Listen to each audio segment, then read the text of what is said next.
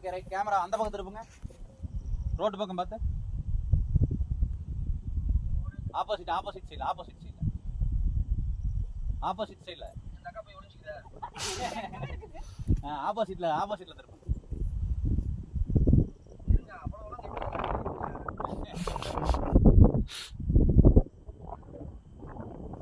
இன்னும் இன்னும் வந்துக்கிட்டே இருக்கு.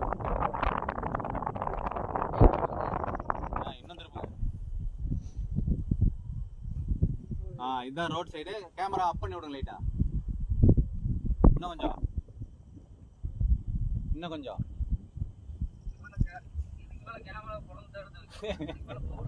இப்போ ஓகேவா இது?